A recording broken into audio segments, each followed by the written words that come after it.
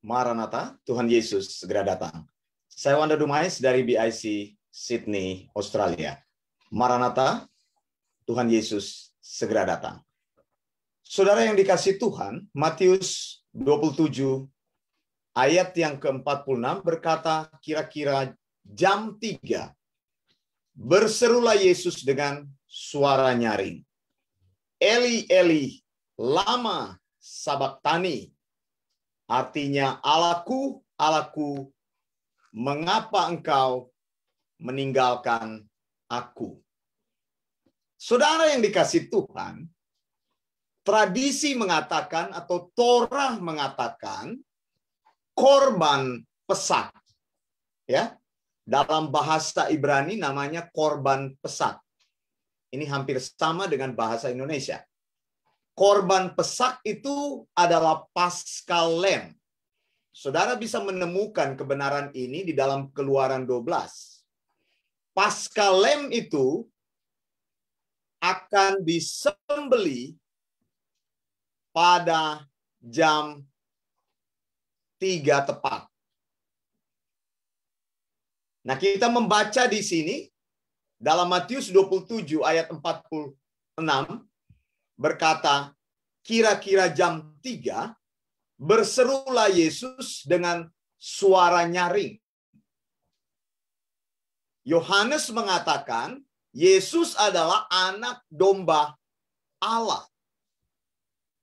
Kemudian Paulus katakan, Yesus adalah anak domba Paskah. Jadi kebenaran-kebenaran di dalam perjanjian lama disempurnakan oleh kebenaran-kebenaran di dalam perjanjian baru. Yesus adalah korban Paskah yang sesungguhnya. Saudara yang dikasihi Tuhan, Paskah itu selalu dimulai dengan menyembelih apa yang disebut dengan Paschal Lamb atau korban pesak. Jadi korban pesak itu disembelih terlebih dahulu. Sesudah korban utama itu disembelih, maka korban-korban lainnya yang disebut dengan daily sacrifice itu akan disembelih juga. Korban pesak merupakan korban yang utama. Pelaksanaan pesak itu atau Paskah itu terjadi di tempel di Yerusalem, di Bait Allah di Yerusalem. Prosesinya seperti ini. Tepat pada jam 3 tanggal 14 Nisan, yaitu pada hari Rabu, maka korban Paskah itu akan disembelih, kemudian darahnya itu akan ditampung. Lalu seorang imam akan meneruskan darah tersebut kepada imam lainnya sampai di ujung altar. Kemudian darah itu akan dipercikkan di ujung altar. Nah, saudara yang dikasihi Tuhan, Yesus adalah korban Paskah.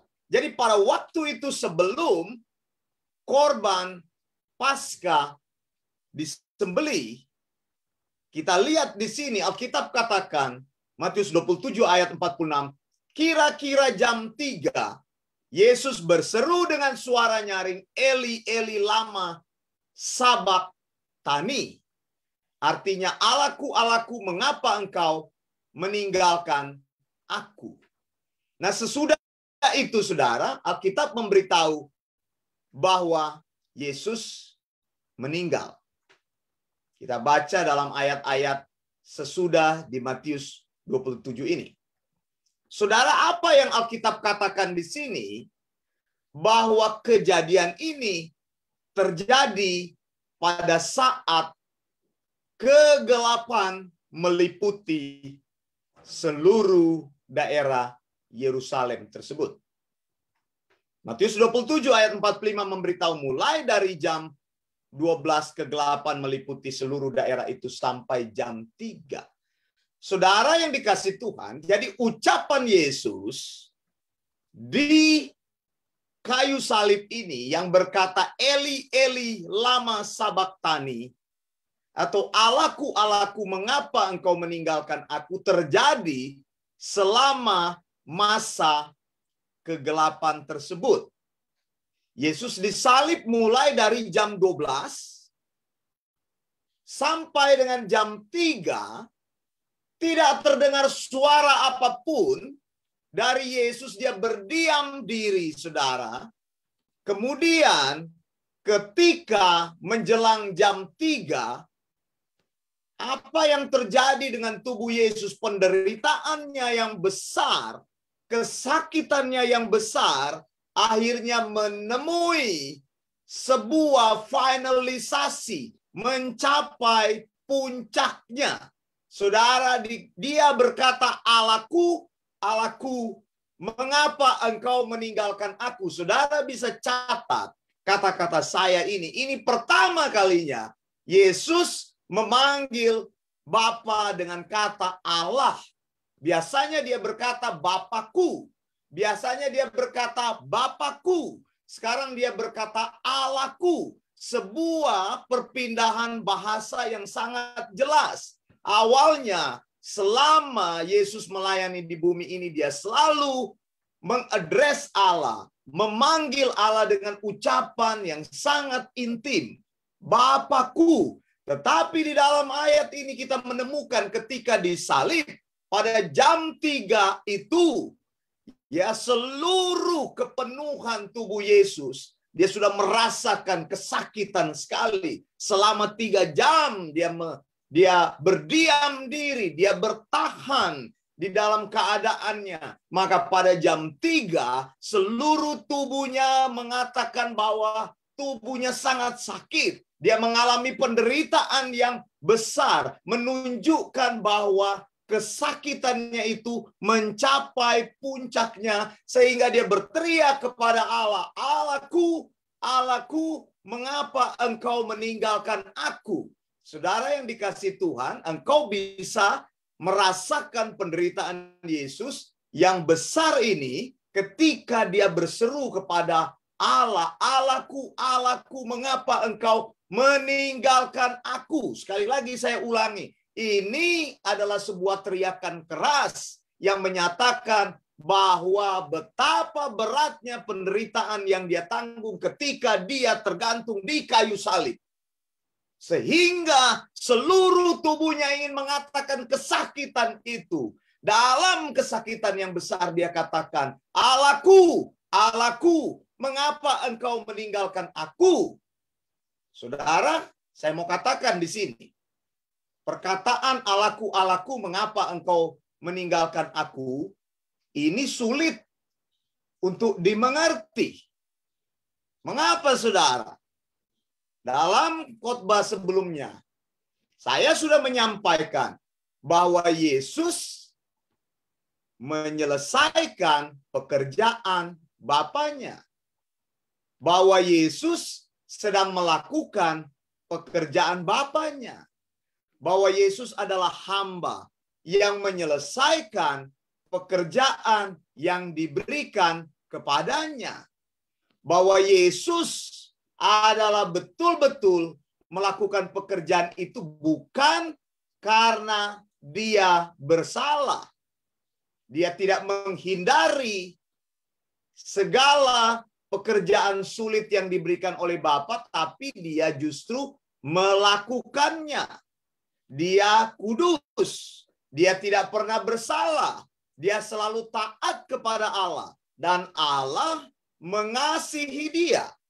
Tetapi kita di sini membaca atau mendengar perkataan Yesus yang kita sulit sekali mengerti. Kalau memang pekerjaan itu adalah pekerjaan yang merupakan sebuah pekerjaan yang diperkenankan Allah, mengapa Yesus berseru kepada Allah, Allahku, Allahku, mengapa engkau meninggalkan aku? Saudara, saya ingin beritahu kepada saudara bahwa ketika Yesus berteriak Dia tidak memanggil Allahnya sebagai Bapanya, tetapi dia memanggil Allahku, Allahku. Seolah-olah sebuah perkataan yang sangat asing terdengar. Inilah satu-satunya saat ketika Yesus berkata, Allahku, Allahku. Saya mau berkata kepada saudara, di kayu salib Yesus sedang mengatakan, inilah beban yang sedang dia tanggung. Inilah sebuah kesakitan yang dia tanggung. Dan inilah semua kuasa kegelapan yang sedang menekan dia saat itu. Dan ini merupakan puncak penderitaan daripada Yesus. Tubuhnya sudah bergetar karena kesakitan yang dia alami. Dan tubuhnya sudah merasa betul-betul mencapai puncak penderitaannya. Saat itu kegelapan yang gelap sekali meliputi bumi, dan itulah sebenarnya puncak daripada kuasa kegelapan yang sedang menekan Yesus pada saat dia di kayu salib. Saudara bisa rasakan kengerian ini, itu sebabnya Yesus tidak mau ada orang yang mengalami kengerian ini. Karena kengerian ini pasti tidak sanggup akan kita tanggung dengan kekuatan kita sendiri. Saudara, Alkitab katakan dalam Kejadian 3 ayat 15 bahwa Allah akan mengadakan permusuhan antara keturunan wanita dan keturunan ular. Dikatakan keturunan wanita itu akan meremukkan kepala ular, tapi ular akan meremukkan tumit daripada keturunan wanita ini. Nubuat Alkitab digenapi. Jadi itu adalah masa di mana sebenarnya iblis berpikir dia sedang menaklukkan Yesus. Itu adalah masa di mana iblis berpikir dia sedang mengalahkan Yesus. Itu adalah masa di mana iblis berpikir dia bisa memperlakukan Yesus dengan sekehendak hatinya. Alkitab katakan dia meremukkan tumit Yesus. Dia menaruhkan penderitaan kepada Yesus. Dia memberikan aniaya yang besar kepada Yesus dengan tujuan untuk menggagalkan pekerjaan salib. Saudara yang dikasihi Tuhan, saya ingin bacakan kepada saudara di dalam Yesaya 53 ayat 3 berkata, ia dihina dan dihindari orang, seorang yang penuh kesengsaraan, yang biasa menderita kesakitan. Ia dihina sehingga orang menutup mukanya terhadap dia, dan bagi kita pun dia tidak masuk hitungan. Saudara, Yesus menjadi orang yang paling hina di muka bumi pada waktu itu. Ketika dia disalib, dia menjadi orang yang paling sengsara. Dia mengalami kesakitan. Dia mengalami hinaan. Semua orang menjauhi dia. Dan dia menjadi sebuah momok dan celah bagi orang-orang yang lewat pada waktu itu. Dia disalib di Golgota, itu di tempat di mana ada perpotongan jalan. Dan orang jalan di situ, orang melihat dia, orang meludahi dia, orang menghina dia, dan orang berkata bahwa inilah kriminal yang terbesar, yang layak dihukum mati, karena dia adalah pendosa terbesar di abad ini. Saudara yang dikasihi Tuhan, itu sebabnya Yesus berkata, Allahku, Allahku, mengapa engkau meninggalkan aku? Pada waktu itulah semua dosa manusia ditimpahkan kepada Yesus. Dan dia dianggap sebagai orang yang paling berdosa di muka bumi ini demi saudara dan saya. Itu sebabnya dia katakan, mengapa engkau tinggalkan aku, Allahku? Kata-kata ini adalah sebuah pengingat bagi kita, sebuah peringatan. Supaya kita jangan mengalami situasi seperti itu. Supaya kita tidak mengalami situasi di mana hidupmu ditinggalkan oleh Allah untuk selama-lamanya. Dan engkau mengalami maut yang selama-lamanya. Yang harus engkau alami karena engkau terpisah dari kasih karunia Allah. Yesus mengalaminya untuk kita semua. Betapa berat penderitaan itu yang ditanggungnya. Yesaya 53 ayat 4. Saya lanjutkan kata-kata Alkitab. Tetapi sesungguhnya penyakit kitalah yang ditanggungnya. Dan kesengsaraan kita yang dipikulnya. Padahal kita mengira dia kena tulah, dipukul, dan ditindas Allah. Saudara yang dikasih Tuhan, kita punya tulah. Kita punya kesengsaraan. Kita punya penyakit dosa membuat kita akan terpisah dari Allah. Tetapi Yesus menanggungnya di salib. Dan selama 3 jam proses penyalipan itu adalah proses yang sangat membuat hidup Mesias menderita saat itu. Sehingga dia berteriak kepada Allahnya, Allahku, Allahku, mengapa engkau meninggalkan aku? Kuasa kegelapan yang besar menekan dia. Kuasa kegelapan ingin menghancurkan dia pada waktu itu. Dan kuasa kegelapan bersorak-sorai pada waktu itu. Karena mereka berpikir mereka bisa membungkamkan. Dan mereka berpikir mereka bisa menghancurkan juru selamat dunia. Saudara yang dikasih Tuhan, Alkitab katakan dia melakukannya untuk saya dan saudara. Itu sebabnya dia katakan itu adalah momen yang sangat menakutkan di dalam hidupnya. Sehingga seluruh tubuhnya berteriak dengan penuh kesakitan berkata, Allahku, Allahku, mengapa engkau meninggalkan aku? Saudara, engkau harus ingat baik-baik. Kita bisa berada di dalam posisi seperti itu. Ketika tubuh kita mengalami penderitaan yang parah. Ketika hidup kita mengalami penderitaan yang besar. Ketika semua masalah bertubi-tubi datang kepada hidup kita. Kita bisa berteriak seperti kata-kata yang Yesus ucapkan. Sebagai sebuah ekspresi, kita ingin mengalami simpati kepada Allah. Kita ingin supaya problem kita diadres oleh Allah. Didengarkan Allah dan dijawab oleh Allah. Kita berteriak, Allahku, Allahku. Karena sudah tidak sanggup lagi kepala kita menanggungnya. Engkau pasti punya momen itu. Di mana ketika engkau bangun pagi hari, kepalamu rasanya mau pecah. Karena semua persoalan ada di dalam hidupmu. Dan engkau rasa-rasanya tidak mau lagi hidup untuk hari itu atau seterusnya. Engkau rasanya mau mati. Engkau mengalami depresi. Engkau mengalami stres yang berkepanjangan. Engkau dituduh dari kanan dan kiri. Engkau mengalami semua tekanan yang berat sekali. Dan engkau rasanya engkau give up. Engkau mau berhenti. Itu dialami oleh Yesus di kayu salib ketika penderitaannya begitu berat. Dia alami sampai dia berteriak katakan, Allahku, Allahku.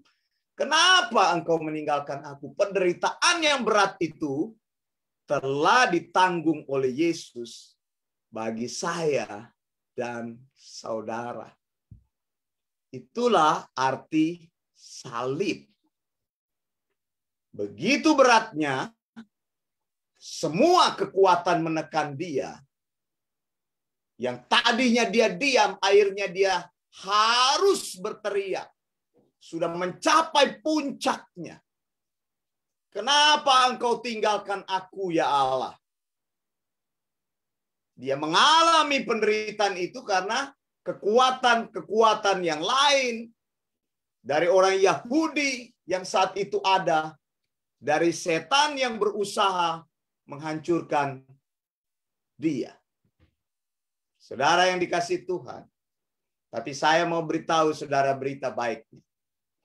Ketika Yesus mati, disitulah terjadi puncak pekerjaan salib yang paling agung.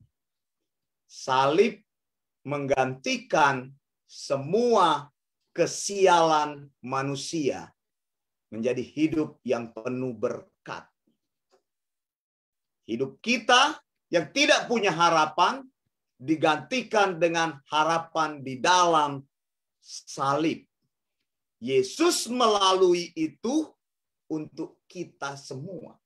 Alkitab katakan dia tertikam oleh karena kita. Saya bacakan lagi ayat selanjutnya dari Yesaya 53. Tetapi dia tertikam oleh karena pemberontakan kita. Dia diremukkan oleh karena kejahatan kita. Ganjaran yang mendatangkan keselamatan bagi kita ditimpahkan kepadanya. Dan oleh bilur-bilurnya kita menjadi sembuh. Amin, saudara. Haleluya. Terpujilah nama Tuhan yang telah mengerjakan perbuatan yang ajaib di salib. Ketika Yesus menyerahkan nyawanya, maka terjadi pertukaran. Ganjaran yang dialami oleh Yesus, penderitaan yang dialami oleh Yesus, kesakitan yang dialami oleh Yesus, segala sesuatu yang berat yang dialami di salib adalah sebuah pertukaran supaya kita mengalami keselamatan. Beri kemuliaan kepada Dia dan beri ucapan syukur kepada Dia. Karena Dia yang membebaskan kita dari penyakit dosa. Oleh karena Yesus, kita mengalami pembebasan. Yesus mengalami sebuah fase di mana Dia ditinggalkan Allah. Supaya apa? Supaya kita manusia tidak perlu mengalami hal itu. Supaya saya dan saudara tidak mengalami penderitaan yang paling berat, yaitu ditinggalkan oleh Allah, di mana Allah membalikkan wajahnya dari kita, sehingga kita tidak bisa bersekutu dengan Allah. Alkitab katakan oleh bilur-bilurnya, oleh luka-luka Yesus, oleh salib, kita menjadi sembuh. Kalau engkau sudah sembuh, pergilah dan jangan berbuat dosa lagi. Kalau Yesus sudah mati bagi kita, maka kita perlu hidup bagi Yesus. Terpujilah Allah yang telah mencurahkan kasih karunia-Nya yang besar. Terpujilah Yesus yang telah menjadi domba Paskah yang sesungguhnya. Korban keselamatan disempurnakan di dalam Dia. Dan Dia adalah korban yang terakhir. Alkitab katakan kita sesat seperti domba. Kita mengambil jalan sendiri. Tetapi Tuhan timpakan kepadanya kejahatan kita sekalian. Semua kejahatan manusia saat itu ditimpakan kepada Yesus di kayu salib, saudara. Dan pengakuan kita akan pekerjaan salib akan membuat kita menerima anugerah Allah yang besar dalam hidup kita. Engkau harus menerima Dia sebagai Tuhan dan Juru Selamatmu dan hidup bagi Dia untuk selama-lamanya. Berubah dari hidup yang lama menjadi hidup yang baru. Yesaya 53 ayat 7, Dia dianiaya, tetapi Dia membiarkan dirinya ditindas dan tidak membuka mulutnya seperti anak domba yang dibawa ke pembantaian. Betul, saudara. Dia dibawa ke pembantaian. Saya sudah bilang tadi bahwa saat Yesus mati di kayu salib, itulah permulaan penyembelihan domba Paskah yang sesungguhnya. Amin. Saya Wanda Dumais dari BIC Sydney, Australia. Maranatha, Tuhan Yesus segera datang. Blessings.